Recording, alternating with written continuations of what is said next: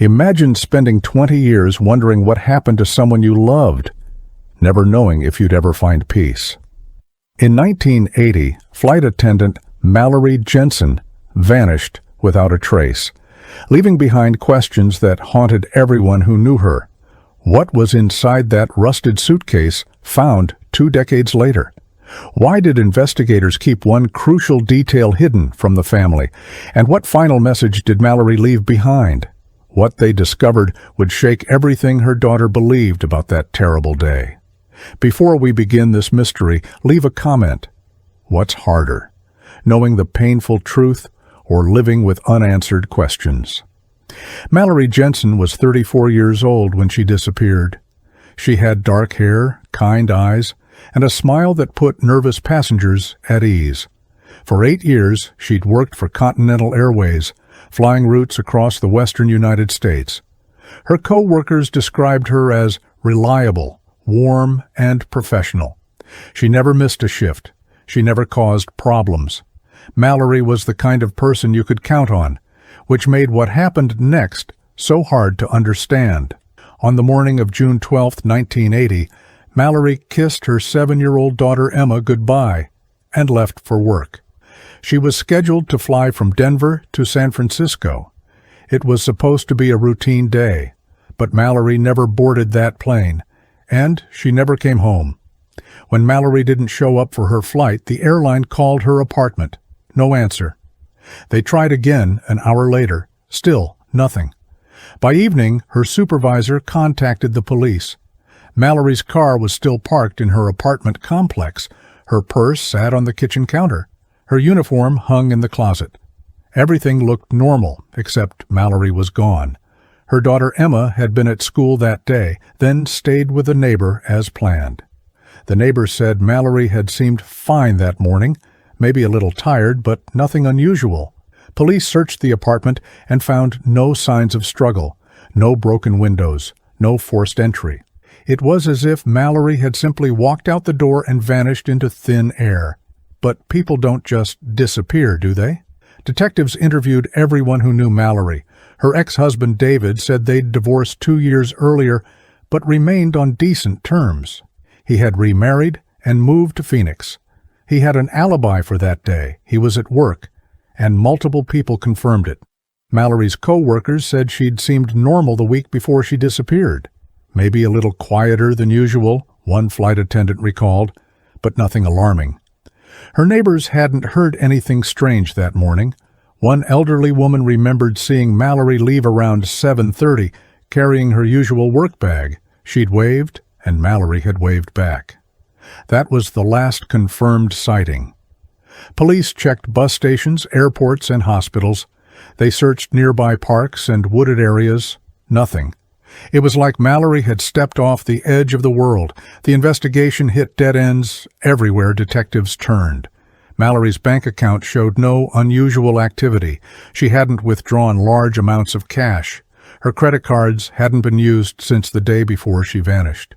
Phone records showed nothing suspicious, just a few calls to her mother in Idaho and routine conversations with friends. There were no threatening letters, no angry ex-boyfriends, no debts or enemies anyone knew about. Mallory lived a quiet, stable life. She worked hard, raised her daughter, and kept to herself mostly. So why would someone hurt her? Or had she left on her own? That question haunted everyone, especially her mother, Ruth. Ruth insisted Mallory would never abandon Emma, never. But without evidence, police had few leads to follow. The case went cold within months. Emma Jensen grew up with a hole in her heart. She was 7 when her mother disappeared, old enough to remember Mallory's laugh, her bedtime stories, the way she smelled like lavender, but not old enough to understand why she never came back. Ruth, Mallory's mother, raised Emma in Idaho. She tried to give the girl a normal childhood, but the question always lingered, what happened to Mallory? Emma asked about her mother constantly at first. Then, as years passed, she learned to live with the not knowing. It hurt less if she didn't think about it too much. But deep down, Emma never stopped wondering. She never stopped hoping that someday, somehow, she'd learn the truth. That hope felt foolish sometimes, especially as birthdays and holidays passed without answers. Still, she couldn't let it go. In 1985, 5 years after Mallory vanished, there was a possible break in the case. A hiker in the mountains outside Denver found a woman's shoe near a rocky ravine. The shoe matched the description of what Mallory might have been wearing, a simple brown leather flat, size 7. Police searched the area for days. They brought in search dogs and volunteer teams. They combed through brush and climbed down steep slopes. But they found nothing else. No clothes, no body, no other belongings. Just that single shoe, weathered and worn. Was it Mallory's?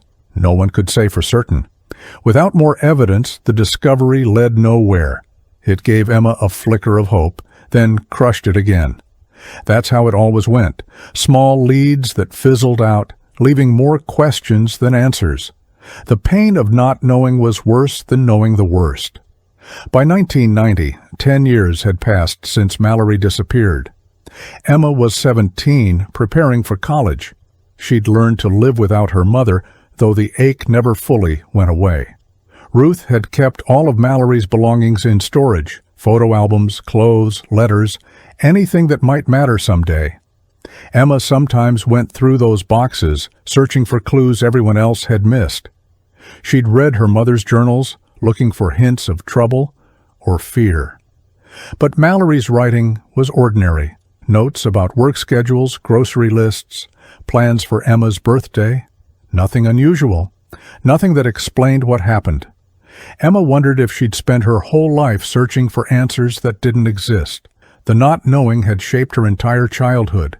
It made her cautious, afraid to trust that good things would last. What if closure never came? The year 2000 arrived, marking 20 years since Mallory Jensen vanished. Emma was 27 now, married with a baby daughter of her own.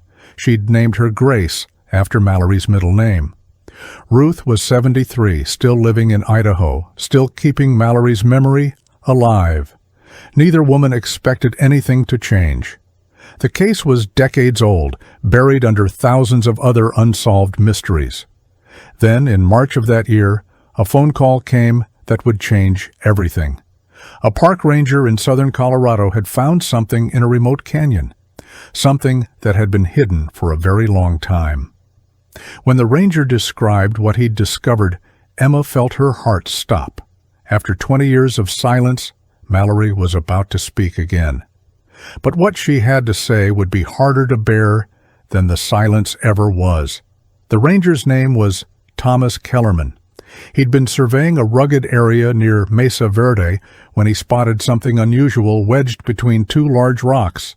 At first, he thought it was just trash left by careless hikers. But as he got closer, he realized it was a suitcase, old, rusted, and beaten by 2 decades of weather. The leather was cracked and faded, the metal hinges corroded. A faint airline logo was still visible on one corner, though barely. Thomas carefully pulled the suitcase free and carried it back to his station. When he opened it, his hands were shaking.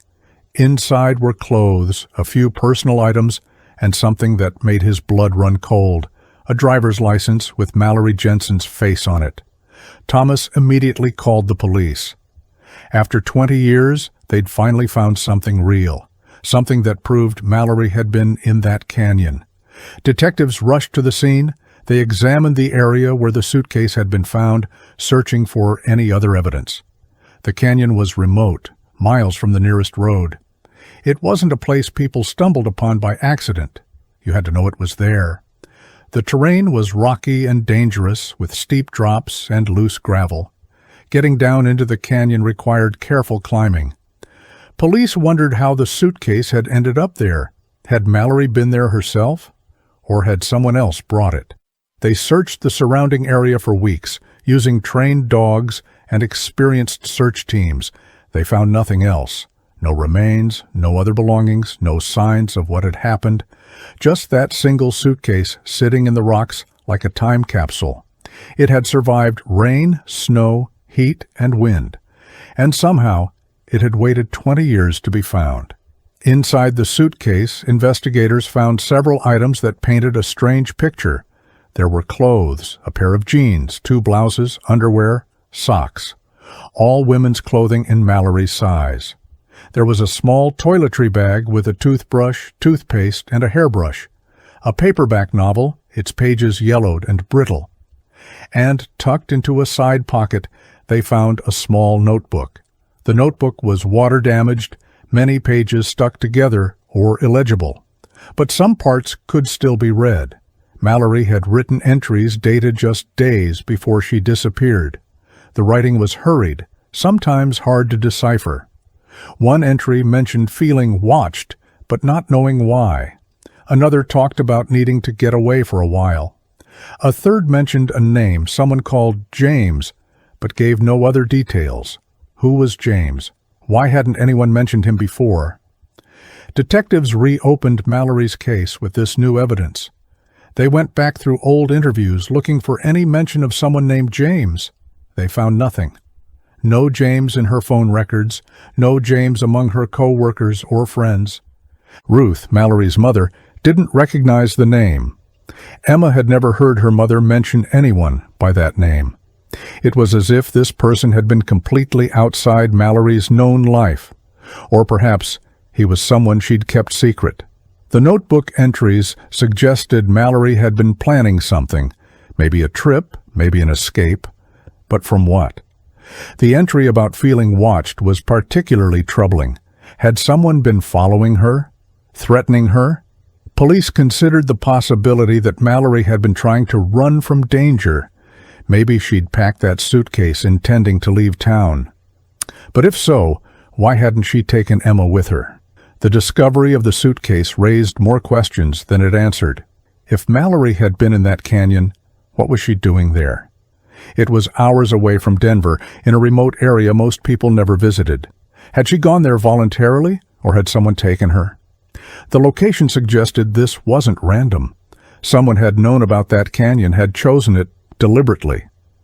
Police theorized several scenarios. Perhaps Mallory had planned to meet someone there, maybe this mysterious James. Perhaps she'd been running from danger and thought the remote location would be safe. Or perhaps someone had brought her there against her will, and the suitcase had been left behind by accident. Each theory had problems. If Mallory had gone willingly, why leave her daughter? If she'd been taken, why was there no evidence of a struggle at her apartment? Nothing made complete sense. Forensic teams examined every inch of that suitcase, hoping for clues.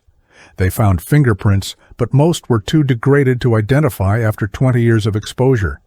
They tested the clothes for DNA, but found nothing conclusive. The samples were too contaminated by time and weather. The notebook proved more valuable. Handwriting analysis confirmed it was Mallory's writing. The dates showed she'd made entries right up until June 10th, just 2 days before she disappeared. That last entry was the most haunting. It simply said, "If something happens, remember, I tried to do the right thing." What did that mean? What right thing? Investigators shared this evidence with Ruth and Emma. Both women broke down reading those words. After 20 years, they finally had proof that Mallory had been afraid of something. She'd known she was in danger, but she hadn't told anyone. Why had she faced it alone? Emma spent weeks trying to make sense of her mother's words. If something happens, remember, I tried to do the right thing. What situation had Mallory been facing? What decision had she made? Emma went through old family photos, letters, anything that might offer a clue. She talked to people who'd known her mother, asking if anyone remembered Mallory acting strangely in those final weeks. One former co-worker recalled something odd. About a month before Mallory disappeared, she'd seemed nervous at work. She'd made several phone calls during breaks, always stepping away so others couldn't hear. When asked about it, Mallory had said it was just personal stuff, nothing important. Another friend remembered Mallory asking about getting a new Social Security number. She'd said she was just curious, but the question had seemed strange at the time. These small details suggested Mallory had been considering disappearing. But why? Police began investigating the theory that Mallory had witnessed something criminal. Perhaps she'd seen something on one of her flights, drug smuggling, human trafficking, something that put her in danger. Continental Airways had flown routes that could have been used for illegal activities. In 1980, airport security was far less strict than today. It would have been easier to smuggle contraband onto planes. Detectives looked into Mallory's flight schedules from the months before her disappearance. They checked for any unusual incidents, passenger complaints, or security issues. They found a few interesting notes. In April 1980, 2 months before she vanished, Mallory had filed a report about a passenger who'd made her uncomfortable. The man had been aggressive, demanding, and had frightened several flight attendants. Security had escorted him off the plane. Could that incident be connected? Police tried to track down the passenger, but found no records of his real identity. He'd used a fake name. The mysterious James from Mallory's notebook became the focus of intense investigation. Police created a profile of who this person might be. Based on the context of the notebook entries, James seemed to be someone Mallory trusted, at least initially. One entry read, "James says he can help, but I don't know if I should trust him." Another said, "Met with James again. He knows more than he's telling me." These entries suggested James had information about whatever danger Mallory faced. Was he trying to help her, or was he part of the threat? Detectives ran database searches for any James connected to Continental Airways, the Denver area, or Mallory's known associates. They found dozens of possibilities but no clear connections. Without a last name or better description, finding James seemed impossible, yet he remained the best lead they had. Who was he, and what had he known about Mallory's fate? Emma became obsessed with finding James. She created flyers with her mother's photo and a plea for information about anyone named James who'd known Mallory in 1980. She posted them online in Denver newspapers, anywhere she could think of. She gave interviews to local news stations, hoping someone would remember something. The story gained attention. People who'd known Mallory back then started coming forward with small memories. One woman recalled seeing Mallory at a coffee shop in early June 1980, talking intensely with a man in a dark jacket. She couldn't remember his face, but he'd seemed agitated. Another person remembered Mallory mentioning a friend who worked in some kind of security or investigation field. Could that have been James? Each new piece of information felt important, but none led to concrete answers. Emma felt like she was assembling a puzzle with half the pieces missing. Still, she couldn't stop trying. Ruth, now in her 70s, struggled with the new information about her daughter. For 20 years, she'd held on to hope that Mallory might still be alive somewhere. The suitcase shattered that hope. If Mallory had been planning to disappear voluntarily, she would have done it properly. She would have taken that suitcase with her. The fact that it had been left in that remote canyon suggested something terrible had happened. Ruth couldn't shake the image of her daughter, alone and afraid in those last days. The notebook entries showed Mallory had been trying to protect herself, trying to do the right thing. But what had that cost her? Ruth told detectives she wished Mallory had confided in her. Maybe together they could have found another way. But Mallory had always been independent, determined to handle her own problems. That strength had been her greatest quality, and perhaps her fatal flaw. As the investigation continued into 2001, police received an anonymous tip. Someone called the detective's office claiming to have information about Mallory Jensen.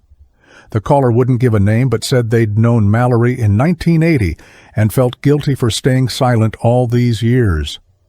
According to the caller, Mallory had been involved in something she hadn't fully understood. She'd accidentally witnessed a drug transaction at the Denver airport and had reported it to security. But instead of being protected, she'd been marked as a problem. The people involved in the drug operation were connected to organized crime, and they'd started watching her. The caller said Mallory had realized she was in danger and had tried to gather evidence to protect herself. That's why she'd been meeting with James. He was some kind of private investigator she'd hired for help. But something went wrong. The call ended abruptly. Police tried to trace it, but failed. The anonymous tip changed everything. If it was true, Mallory hadn't disappeared voluntarily, and she hadn't been randomly targeted. She'd become a threat to dangerous people simply by being observant and doing what she thought was right. Detectives began investigating drug trafficking operations in Denver in 1980. They found records of several major busts in the early 80s, including operations that had used commercial airlines to move product. Continental Airways had been mentioned in one investigation, though no employees had been charged. Could Mallory have stumbled into one of these operations? If so, the people involved would have had strong motives to silence her. They would have had the resources to make her disappear without a trace. The remote canyon where her suitcase was found suddenly made more sense. It was the kind of place criminals might use to dispose of evidence, or worse. Detectives tried to identify the private investigator Mallory might have hired. They searched business records from 1980 for investigators named James, working in the Denver area. They found 3 possibilities. 2 had died in the years since. The third, James Holloway, had moved to Oregon and retired. When police contacted him, Holloway initially denied knowing Mallory Jensen, but when pressed, his story changed. He admitted he'd done some work for her in the spring of 1980. Mallory had hired him because she believed someone was following her. She'd shown him photos she'd secretly taken at the airport, images of men she'd seen repeatedly, men who'd seemed to be watching her. Holloway had investigated and confirmed her fears. The men were connected to a drug smuggling ring. He'd advised Mallory to go to federal authorities. She'd been considering it. That was the last time he spoke with her. James Holloway's testimony provided crucial context, but also deepened the mystery. If Mallory had been planning to go to federal authorities, why hadn't she? What had stopped her? Holloway said Mallory had been worried about her daughter's safety. She'd feared that if she came forward, Emma might be targeted to keep her quiet. That terror had paralyzed her. She'd been trying to figure out a way to protect both herself and her daughter while still doing the right thing. Holloway had suggested witness protection, but Mallory had worried about uprooting Emma's entire life. She'd been trapped between impossible choices: stay silent and live in fear, or speak up and risk everything. According to Holloway, the last time they spoke, Mallory had said she was considering leaving town temporarily just until she could figure things out.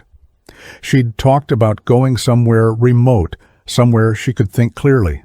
Had that somewhere been the canyon?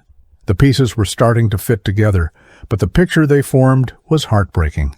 Based on the evidence, investigators believed Mallory had decided to disappear temporarily for Emma's safety. She'd packed that suitcase planning to hide out in a remote location until the danger passed. She'd possibly arranged to meet Holloway or someone else who was helping her.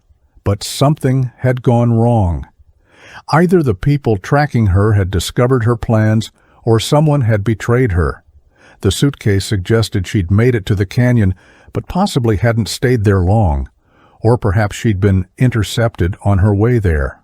Without a body or more evidence, detectives couldn't say for certain what had happened in those final hours. They only knew that Mallory had tried to save herself and her daughter, and somehow, despite all her planning and caution, she'd lost that fight. The question that haunted everyone was simple: had she died quickly, or had she suffered? Emma struggled to process what the investigation had revealed. Her mother hadn't abandoned her. Mallory had been trying to protect her, making impossible decisions out of love. That knowledge brought both comfort and unbearable pain. Emma wished her mother had told someone, had asked for help from family or police, but she understood why Mallory had felt she couldn't. In 1980, witness protection programs weren't as established as they are now. Corruption in law enforcement was a real concern. Mallory had been a single mother with limited resources. Facing enemies with power and money, she'd done the best she could with an impossible situation. Emma found herself grieving all over again, but differently this time. Before, she'd grieved the mystery. Now she grieved the woman her mother had been, brave, scared, trying so hard to do the right thing. Emma wondered if Mallory had known, in those final moments, that Emma would eventually learn the truth. Ruth died in 2003, 3 years after the suitcase was found. She passed away never knowing exactly what had happened to her daughter, but with more peace than she'd had in decades. Before she died, she told Emma that finding the suitcase had been a gift. It had proven that Mallory had loved them both enough to sacrifice everything. That mattered more than knowing every detail of how she died. Emma took her grandmother's words to heart. She stopped searching for James Holloway's phantom drug dealers or the men in Mallory's airport photos. She accepted that some mysteries might never be fully solved.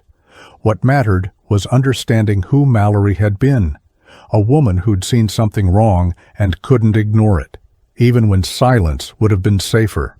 That courage had cost Mallory her life, but it had also taught Emma something about integrity and doing what's right even when it's terrifying.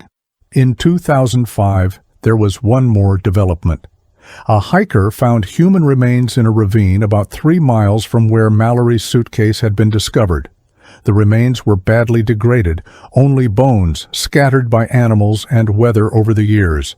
Forensic anthropologists determined they belonged to a woman in her 30s, approximately Mallory's age and build.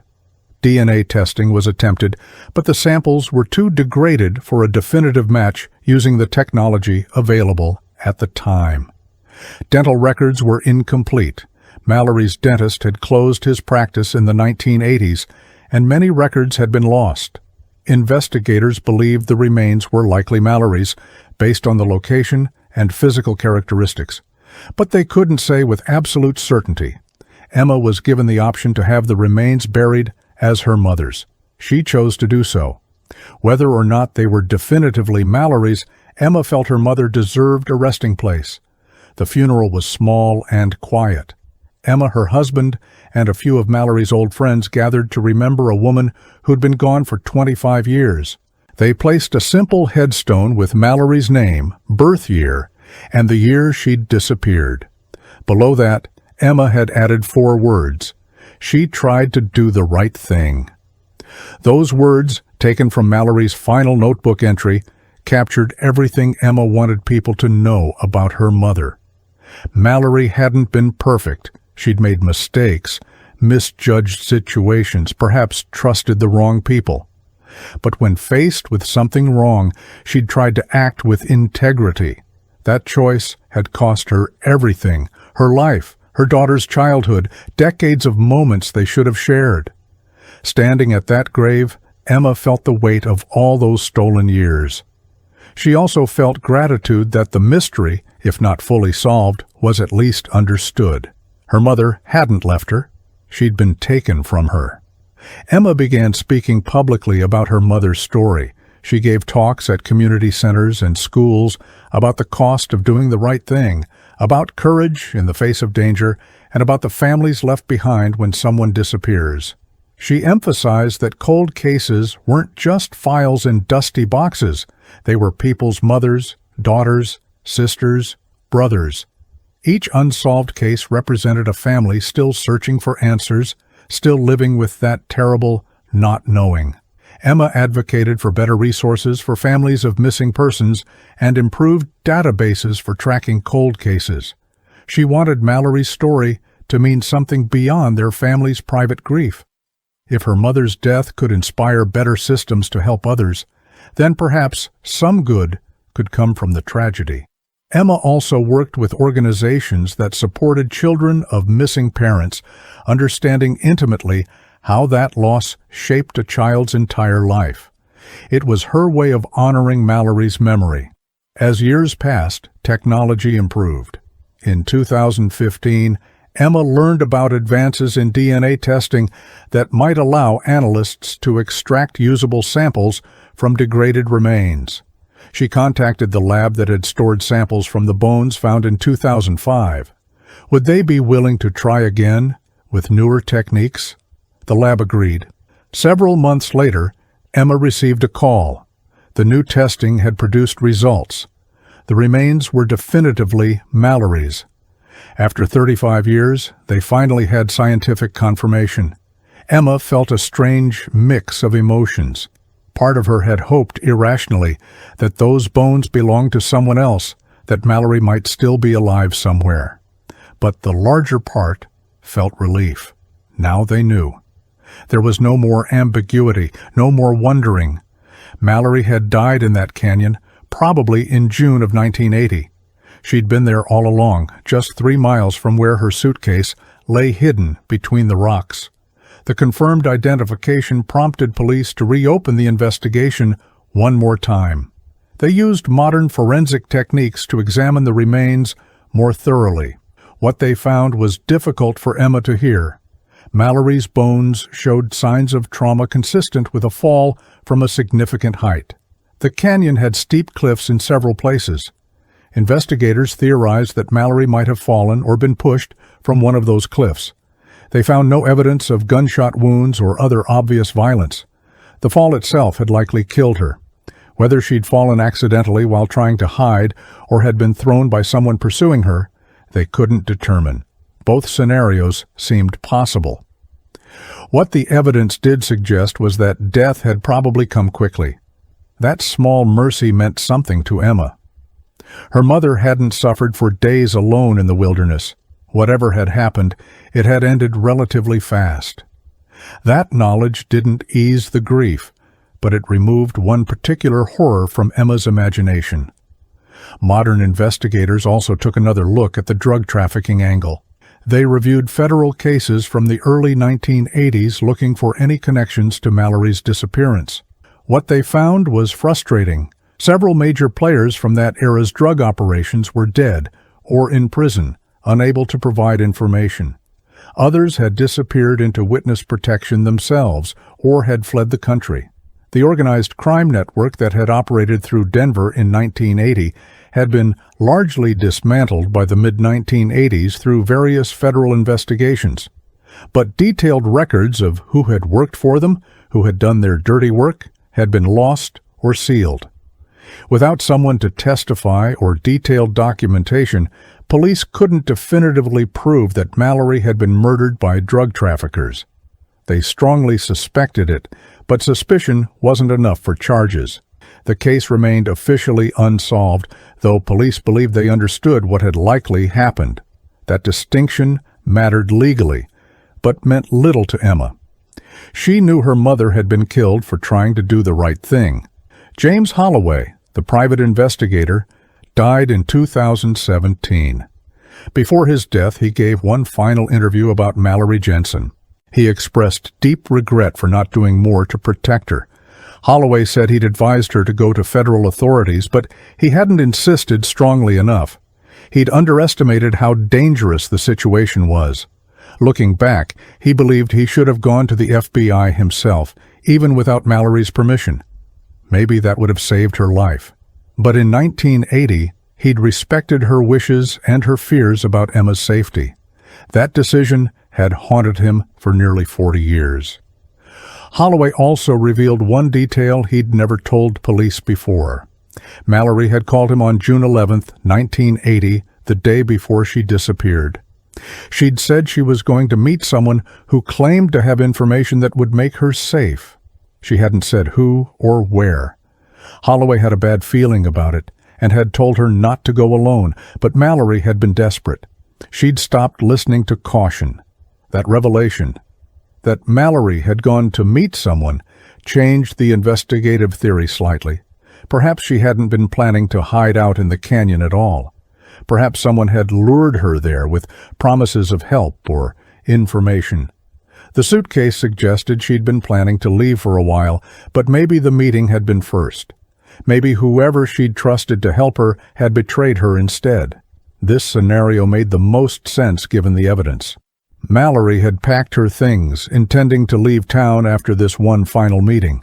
She'd gone to the canyon expecting to finally get information or help that would solve her problem.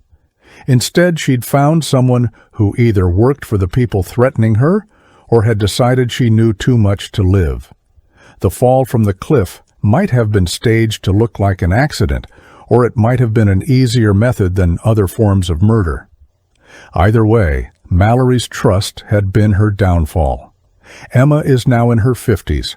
Her daughter Grace is grown, with children of her own.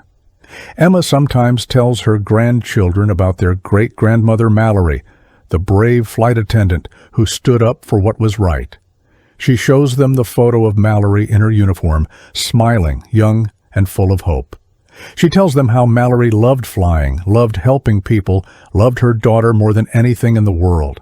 She doesn't tell the young children all the dark details, but she makes sure they know that Mallory was a hero. She faced something scary and tried to do the right thing, even though it cost her everything. Emma wants her grandchildren to understand that courage doesn't mean not being afraid. It means doing what's right anyway. Mallory had been terrified in those final weeks. The notebook made that clear. But she'd tried to act with integrity anyway. That's the legacy Emma wants to pass down. The canyon where Mallory's remains were found is still remote and rarely visited. Emma has been there twice. The first time was shortly after the remains were confirmed as Mallory's. She'd needed to see the place where her mother had spent her final moments. The canyon is beautiful in a harsh way. Red rocks, scrubby vegetation, vast blue sky. It's the kind of place that makes you feel small and alone. Emma understood why someone might choose it for a secret meeting or for hiding. It's isolated, far from roads and witnesses. Standing there, Emma tried to imagine what her mother had been thinking and feeling. Had Mallory known she was walking into a trap? Or had she still believed she might be saved? Emma said a private goodbye in that canyon, telling her mother she understood why she'd done what she'd done. She forgave her for any mistakes, for not confiding in family, for trying to handle everything alone. She just wished her mother had known she didn't have to face it all by herself. The second time Emma visited the canyon was with her daughter Grace, who wanted to understand her grandmother's story better. Together, they hiked to the approximate location where the suitcase and remains had been found. Grace asked her mother if she was angry at Mallory for not running away completely, for not taking Emma and disappearing somewhere safe.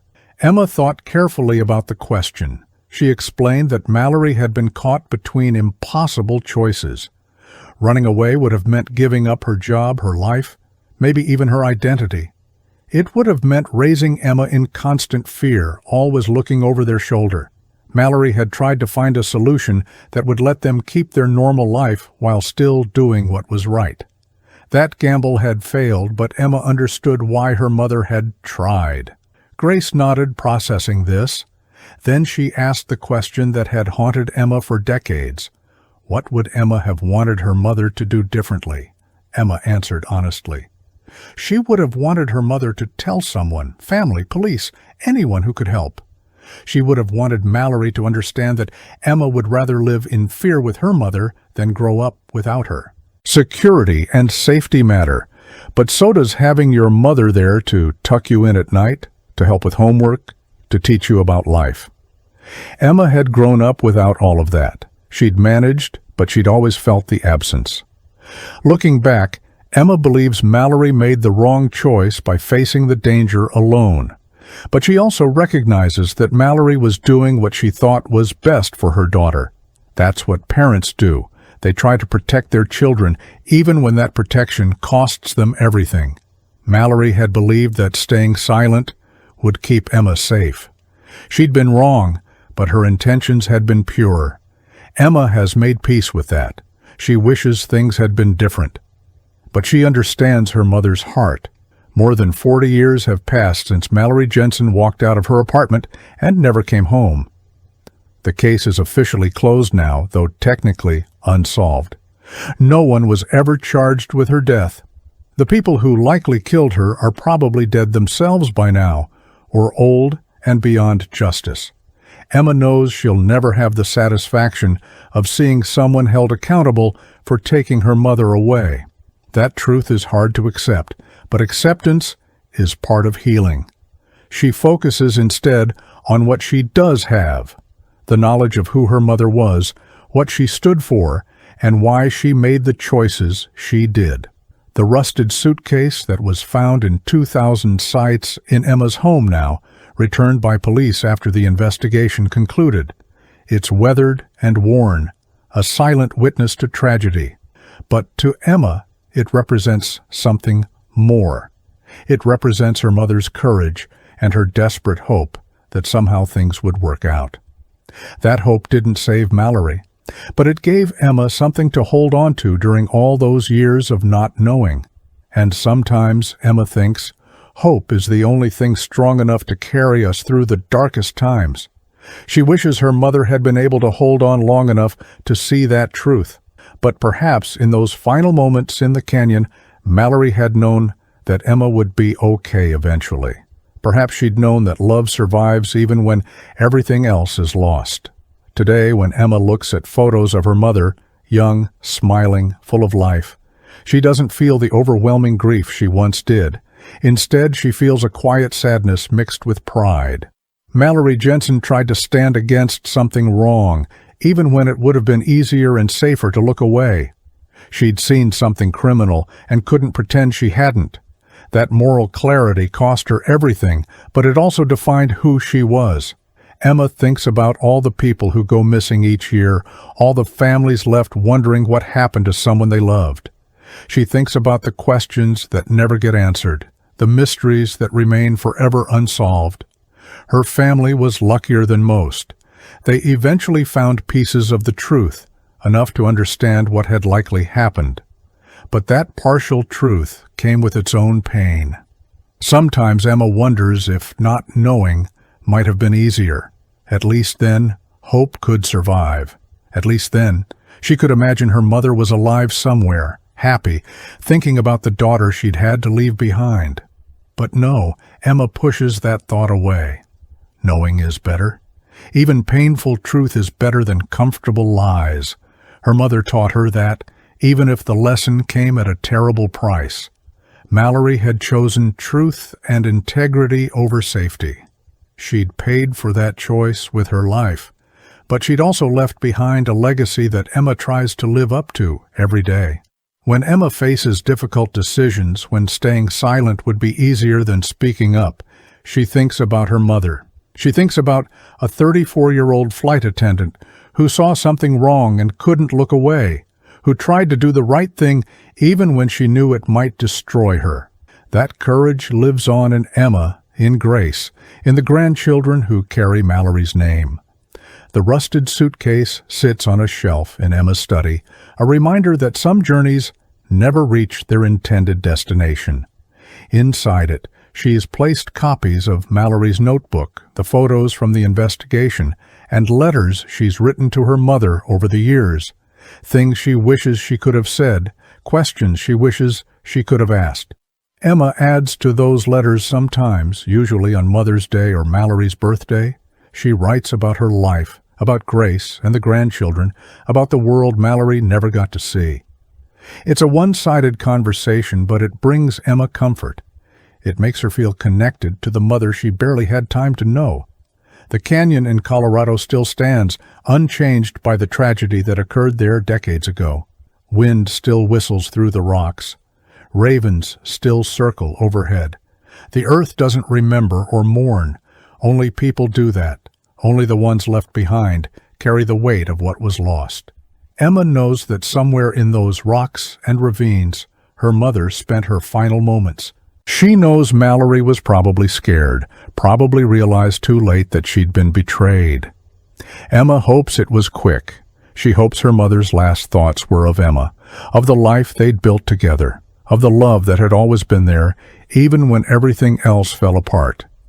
There's a question Emma has never been able to answer, one that keeps her awake some nights, even now. If Mallory could go back, knowing how it would end, would she make the same choice? Would she still report what she'd seen, still try to do the right thing, even knowing it would cost her life and her daughter's childhood? Emma wants to believe her mother would say no, that she'd choose survival and Emma over abstract principles of right and wrong, but deep down, Emma knows the truth. Mallory would make the same choice again. That's who she was, someone who couldn't see injustice and do nothing. Someone whose conscience wouldn't let her look away, even when looking away would have saved her.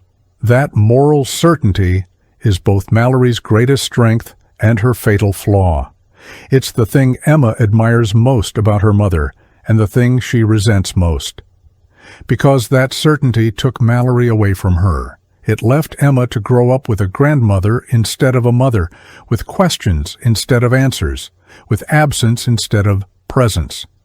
No principle, no matter how important, can fill the hole left by a missing parent. Emma learned that lesson early and completely. She's tried to teach her own daughter a different truth, that sometimes survival matters more than righteousness, that taking care of yourself and your family isn't cowardice, it's wisdom. Grace listens, but Emma can see traces of Mallory in her daughter's eyes. That same stubborn integrity, that same unwillingness to compromise when something seems truly wrong. The legacy continues for better or worse. The real tragedy of Mallory Jensen's story isn't just that she died. It's that she died alone, without her family knowing where she was or what had happened to her. It's that Emma spent 20 years wondering if her mother had abandoned her. It's that Ruth died never knowing the full truth. It's that the people responsible were never held accountable, never faced consequences for taking a mother away from her child. That injustice is what haunts Emma most. Not the fact of her mother's death, everyone dies eventually, but the senselessness of it, the cruelty of it, the way evil people destroyed a good person's life and faced no punishment. That's the part Emma can't make peace with, no matter how many years pass or how much she tries to forgive and move forward. But Emma has learned to live with that unresolved anger. She's learned that closure is a myth we tell ourselves, that some wounds never fully heal, they just become part of who we are. The girl who grew up without a mother became a woman who understands loss, who empathizes with others in pain, who knows that life doesn't always make sense or provide the endings we need. That understanding has made Emma kinder, more patient, more aware of how fragile happiness really is. She doesn't take good days for granted. She tells her daughter she loves her, often and openly. She makes sure Grace knows she'll always be there, no matter what. Because Emma knows what it's like when someone isn't there, when the person who's supposed to protect you disappears and never comes back. On quiet evenings, when the house is empty and Emma is alone with her thoughts, she sometimes talks to her mother. Not prayers exactly. Emma isn't sure what she believes about what comes after death. Just words spoken into the silence, a daughter reaching across 40 years to connect with a mother she barely remembers. She tells Mallory about her life, about the joys and sorrows of the decades Mallory missed. She tells her that Emma turned out okay, that Ruth loved her fiercely, that she's built a good life despite the absence at its center. She tells Mallory that she forgives her, even though there's nothing to forgive. Mallory didn't choose to leave. She was taken, and she fought. The evidence showed that. She'd tried to protect herself and Emma. She'd just been up against forces stronger than one frightened flight attendant could overcome. Emma also tells her mother about the world's changes, about how different things are now from 1980, about how there are better systems now for protecting witnesses, better resources for people in danger, better technology for solving cold cases.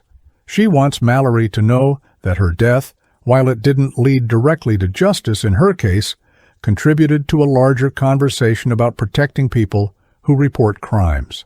Emma's advocacy work has helped change policies, has helped other families find closure. So in some small way, Mallory's tragedy has helped others. That has to mean something. It has to count for something, even if it can't bring Mallory back or give Emma the childhood she deserved.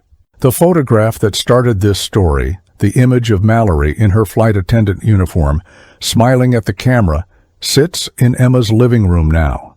Next to it is the rusted suitcase, visible proof of the journey that ended too soon.